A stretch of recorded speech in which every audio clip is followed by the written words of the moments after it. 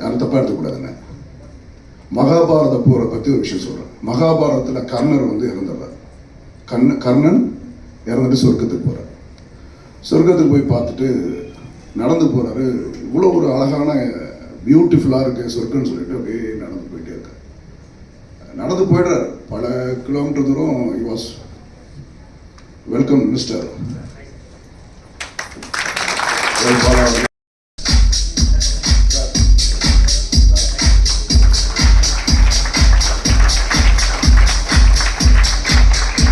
Welcome Bala அண்ணா.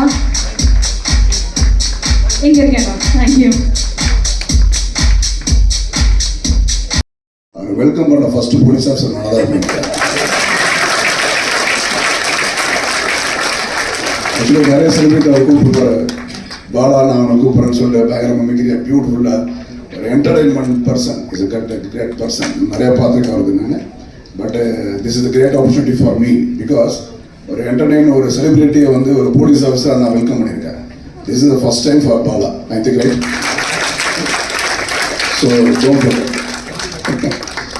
தென் அவர் போகிறாரு. மேலே போயிட்டு சொர்க்கத்தில் சுற்றி பார்க்குறாரு. ஸோ ஒண்டர்ஃபுல்லாக இருக்குது. இவ்வளோ அழகான இடமா மெய் மருந்து போகிறார். காலையில் ஒரு 7 மணிக்கு நடக்கிறாரு. 7, 8, 10, 12 இருக்குது. ஒரு 2 o'clock ஆனோடனே அடிவயிற்றில் ஒரு மாற்றம் வருது. பசின்றது அப்போ தான் ஃபஸ்ட்டு உணர்றார். ஐயோ பசிக்குது, என்ன பண்ணலாம் அப்படின்ட்டு எல்லா இடத்தையும் பார்க்குறப்போ சொர்க்கத்தில் எல்லா ஃபெசிலிட்டியும் கிடைக்கும்ல. அதே எல்லாமே அவுட் ஆஃப் ஸ்டேஷன் அங்கே வெளியில் போயிடுறாங்க. எல்லார் வீட்டையும் பார்க்குறாரு. எல்லாரும் க்ளோஸாக இருக்குது. யாருமே ஆள் கிடைக்கல. ஒரு வீட்டினுடைய போட்டிக்குள்ளே உட்கார்றாரு.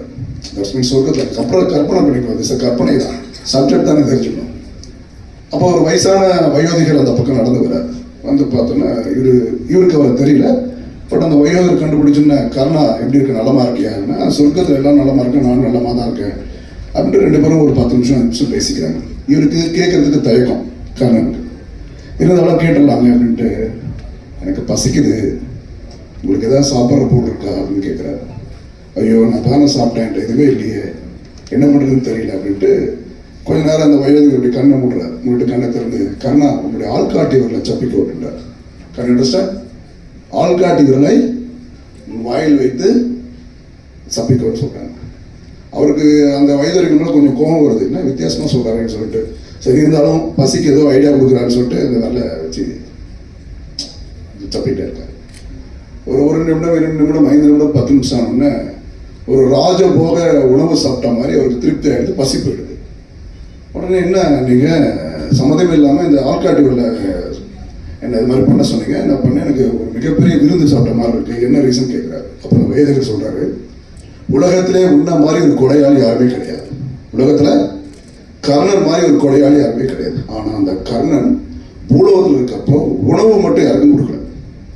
உணவு கொடுக்கக்கூடிய வாய்ப்பையும் ஏற்படல, உணவும் கொடுக்கல. ஆனால் ஒரு நாள் அவர் பூலோகத்தில் இருக்கப்போ ஒரு குறிப்பிட்ட வயதானவர்களோட நோக்கி வரப்போ எனக்கு ஏதாவது உதவி பண்ணுங்க, பசிக்குதுன்னு கேட்குறாரு. அப்போ அவர்கிட்ட என்கிட்ட பொருள் இருக்குது, தங்கம் இருக்குது, எல்லாமே இருக்குது, ஆனால் உணவு இல்லை. அதெல்லாம் நீங்கள் என்ன பண்ணுன்னு தெரியாமோ அதுவும் அங்கே பாருங்க, ஒரு ஆள்காட்டுகளை காமிக்கிறார், அதுவும் அங்கே பாருங்க, அந்த வீட்டில் சாப்பாடு போடுறாங்க, அங்கே போய் சாப்பிடுங்கன்னு சொல்கிறாங்க. இவர் கை காமிச்ச அந்த வீட்டில் அந்த பெரியவங்களாம் போய் சாப்பிட்டுட்டு 2 நாளாக பசியாக இருந்தேன் நான், இந்த இடத்த எனக்கு காட்டி கொடுத்த அந்த கர்ணன் என்றுக்குமே பசி இல்லாமல் பசியின்றி நல்ல ஒரு வாழ்க்கையை வாழன்னு சொல்லி பாராட்டிட்டு போகிறாங்க. அந்த விஷயத்த சொர்க்கத்தில் அந்த பெரியவருக்கு சொல்கிறாங்க. அனைவருக்கும் நன்றி.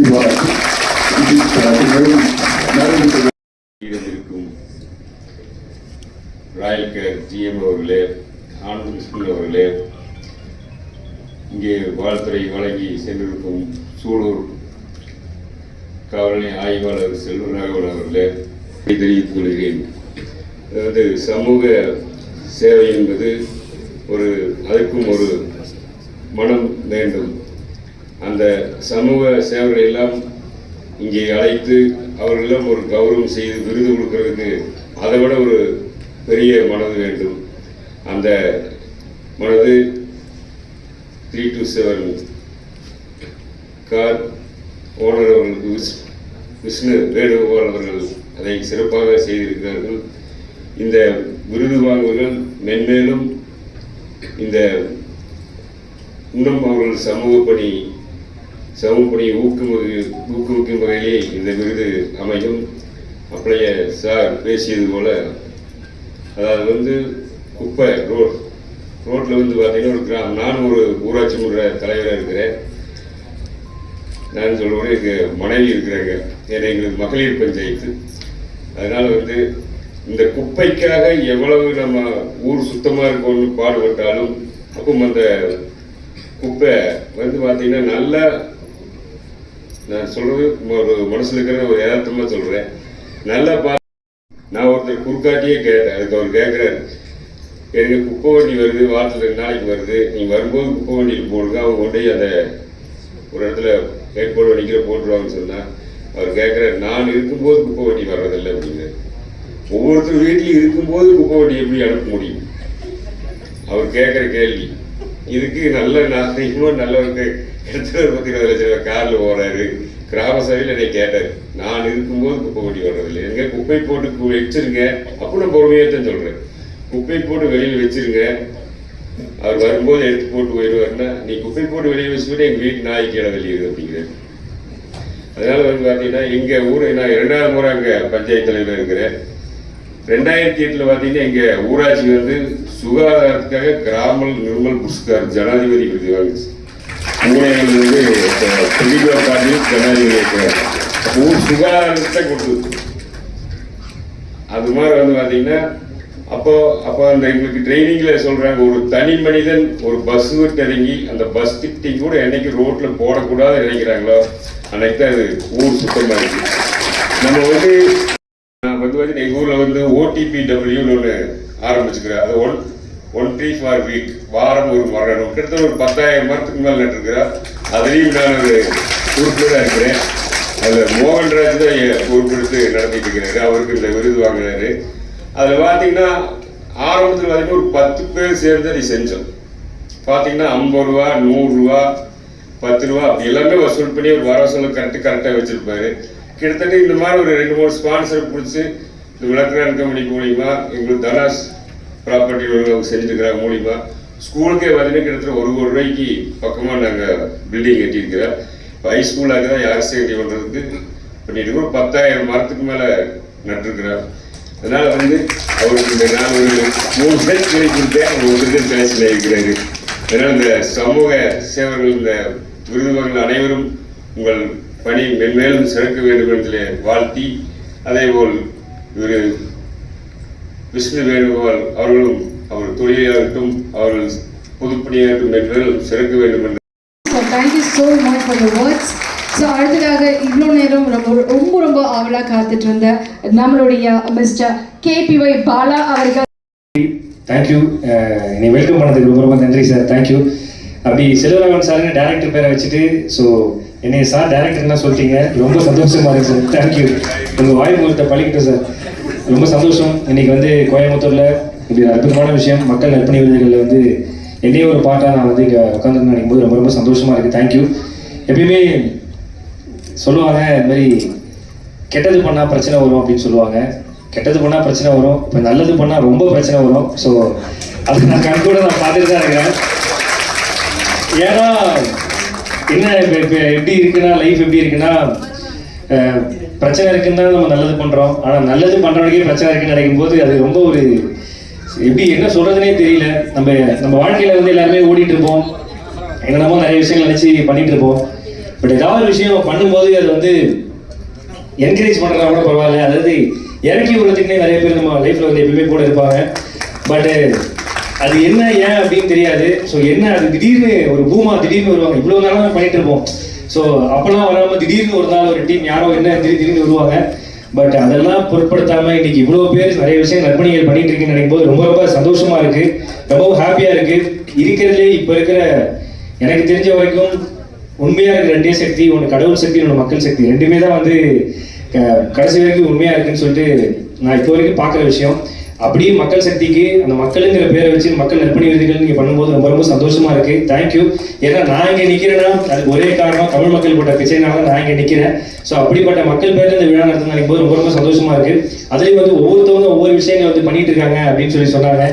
ஏன்னா இப்போ வந்து எப்படி சொல்றது, நிறைய எங்கே போனாலும் இப்போ ஃபார் எக்ஸாம்பிள் வந்து இப்போ நம்ம என்ன பண்ணுறோம்னா ஒருத்தருக்கு வந்து ஒரு ஆட்டோ வாங்கி கொடுக்குறோம் அப்படின்னு ஒரு வீடியோ போட்டால் யாரும் பார்க்க மாட்டாங்க. அவர் செய்த காரியம் என்ன தெரியுமா அப்படின்னா தான் உள்ள போய் பார்ப்பாங்க. ஸோ அந்த மாதிரி ஆகிட்டு இருக்க இந்த டைம்ல இப்போ இவ்வளோ நல்ல விஷயங்கள் பண்ணிக்கிட்டு சூப்பராக சந்தோஷமா எல்லாரும் நீங்கள் வந்து ஒரு விருதுரான விழாக்க வந்து நினைக்கும் போது ரொம்ப ரொம்ப சந்தோஷமா இருக்கு. ரொம்ப சந்தோஷம். எனக்கு 3 நாளாக நிறைய ஃபோன் கால்லாம் வந்துட்டு இருக்கோம். ஸோ அப்போ திடீர்னு ஒருத்தர் வந்து பதிலாக ஒரு சின்னதாக ஒரு கிளினிக் கட்டலானே அப்படின்னு தான் நான் சொன்னேன். கட் பண்ணால் அவர் வந்து இப்படி சொன்னார், பாத்தியா தம்பி அதான் பார்த்து கொஞ்சம் உஷாராக இருந்துருப்பா அப்படின்னாரு. அப்புறம் நான் ஒரு 2 மணி நேரம் யோசிக்கிறேன், நம்ம என்ன தப்பு பண்ணுவோமா, என்ன பண்ணுறோம், ஏது பண்ணுறோம், நல்லா தானே பண்ணுறோம், அது என்ன பிரச்சனையாக இருக்குது அப்படின்னு யோசிச்சு பார்த்தா எனக்கு ஒரு மைண்ட் ஒரு ஐடியா வந்துச்சு. அந்த கார் வாங்கியிருந்தாலும் இந்த வீடு கட்டியிருந்தாலும் நான் மட்டும் தான் சந்தோஷமாக இருந்திருப்பேன். நல்லதோ கெட்டதோ நான் பண்ண விஷயத்தினால இவ்வளோ பேர் வந்து சந்தோஷமாக இருக்குன்னு நினைக்கும் போது அதை தாண்டி ஒரு விஷயம் ஒன்றுமே கிடையாது. ஆனால் அதுக்கப்புறம் ஒரு பெரிய கவிஞர் ஒருத்தர் எனக்கு ஃபோன் பண்ணி சொன்னார், நீ நல்லவன்னு மக்களுக்கு எல்லாம் தெரியும், இருக்கிறதுலே ரொம்ப வாழ்க்கையில் ரொம்ப கஷ்டமான விஷயம் என்னன்னா நீ நல்லவனா இருக்கிறது கிடையாது, நீ நல்லவனா இருந்து ஒருத்தவங்க நம்பலனா நீ நல்லவன் ப்ரூவ் பண்ணணும்னு நினைக்கிறதா வாழ்க்கையில மிகப்பெரிய கஷ்டமான விஷயம் அப்படின்னு சொன்னாங்க. பட் எனக்கு வந்து நான் இப்போ ரொம்ப சந்தோஷமா இருக்கேன், ஜாலியா இருக்கேன். காரணம் என்னன்னா மக்கள் எல்லாருமே எனக்கு நேற்று தான் தெரிஞ்சது, மக்கள் என்ன எவ்வளோ பேர் சப்போர்ட் பண்றாங்க, மக்கள் எவ்வளோ அன்பு வச்சிருக்காங்கன்னு சொல்லிட்டு என்ன வேணா எடுத்துட்டு போயிடலாம், மக்களோட அன்பை மட்டும் தயவுசெய்து கடைசி வரைக்கும் எடுக்க முடியாதுங்கிறதுக்கு நான் நேற்று நிறைய சான்று பார்த்துட்டு இருக்கேன். நல்லதே செய்வோம், நல்லதே பண்ணுவோம், நம்மளால முடிஞ்சது பண்ணுவோம், நமக்காக இருக்கும்போது பண்ணுவோம்னு சொல்லிட்டு நான் சொல்லி விடைபெறுகிறேன். நன்றி, வணக்கம், தேங்க்யூ ஸோ மச். இந்த அற்புதமான வாய்ப்பு கொடுத்து நீங்கள் கூப்பிட்ற எல்லாருக்கும் ரொம்ப நன்றி.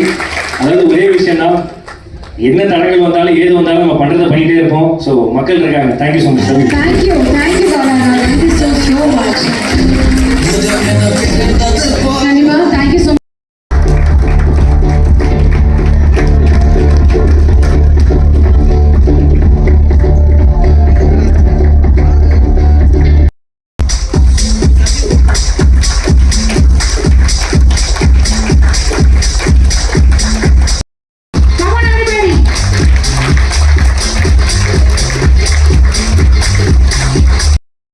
Let's step forward. Our Mr. S. Kandaveran.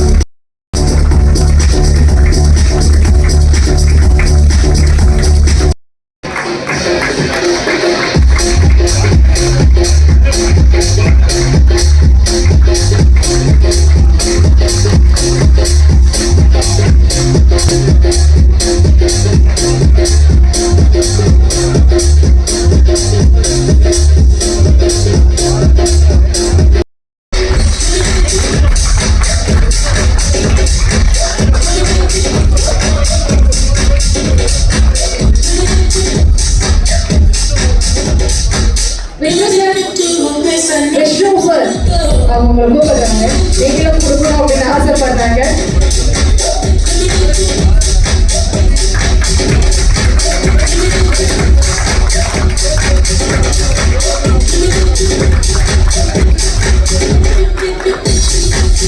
எல்லாருக்கும் வணக்கம். இன்றைக்கி மக்கள் நற்பணி விருதுகள் 2025க்கு இன்வைட் பண்ணியிருந்தாங்க. ஒரு உண்மையிலேயே சூப்பராக இருக்குது, நிறைய பேர் சந்திச்சது.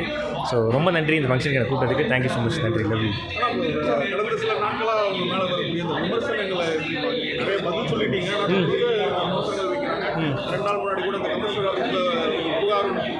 கமிஷனர் யாருன்னு வந்துடா சென்னையில் இந்த குறிப்பிட்ட அமைப்பு வந்து எப்போண்ணே எதுக்கு கொடுத்தாங்க? அதாவது பிரதமரை வந்து அவமதிக்கிறது இது இல்லைண்ணே படத்துலேயே அது எனக்கு தெரியல, எதுவும் சொன்னாங்க, அது என்னன்னு எனக்கு தெரியல. ஸோ தெரியலண்ணே, அதை பற்றி நமக்கு ஐடியா இல்லை. எப்படி பார்க்குறீங்க? தெரியல, நீங்கள் சொல்கிற போது இப்போ தான் நானே உங்களை பார்க்குறேன். ஸோ ஏதோ கேஸ் கொடுத்துருக்காங்கன்னு சொன்னாங்க, தெரியும் எதுக்குலாம் தெரியாது. நம்ம அதை பற்றி இந்த படங்களில் அப்படி எதுவுமே இல்லை. யாரையும்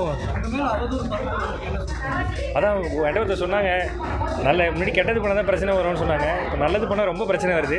ஸோ அது ஒன்றுமே இல்லை, நம்ம அடிவயத்தில் கணலில் நம்ம தைரியமாக இருக்கலாம். நம்ம பக்கம் ஒன்றுமே எதுவுமே இல்லை, தப்பு இல்லை. நல்லது எதுன்னு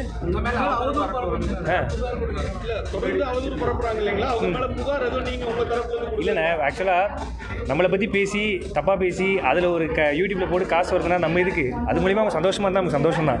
எப்படி சொல்கிறது, நம்ம பக்கம் எல்லாமே கரெக்டாக இருக்குது. நம்ம யாருன்னு மக்களுக்கு தெரியும். அந்த ஒரு வீடியோ போட்டது கூட என்ன சொன்னாங்கன்னா, எதுக்கு நீ அதை ரீப்ளே பண்ணிட்டே இருக்க, நீ யாருன்னு எங்களுக்கு தெரியும், எதுக்கு நீ திருப்பி திருப்பி சொல்கிறேன், நிறைய மக்கள் எனக்கு மெசேஜ்லாம் பண்ணாங்க.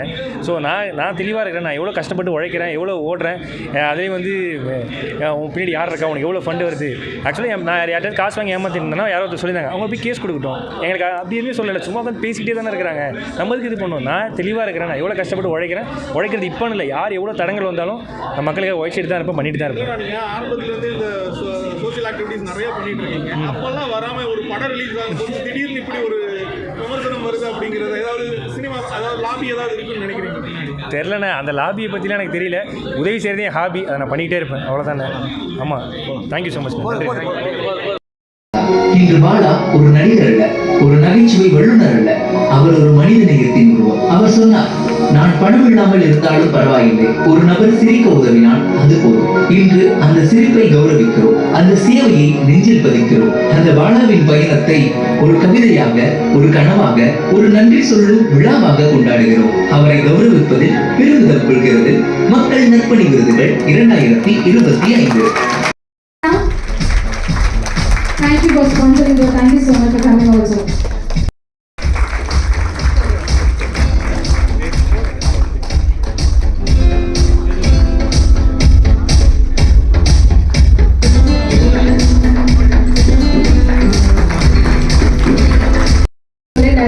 வாழ்த்துக்கள் தெரிவிச்சுக்கிறோம். கல்வி உதவி, பார்வையற்றோருக்கு ஊன்றுகோல், மாற்றுத்திறனாளிகளுக்கு திருமணம் நடத்தி வீட்டு உபயோகப் பொருட்கள் வழங்கியது. மனநலம் பாதிக்கப்பட்ட முதியவர்கள் காப்பகத்தில் சேர்க்கப்பட்டனர். 32 குழந்தைகள் சடலங்கள் அன்போடு நல்லடக்கம் செய்யப்பட்டன.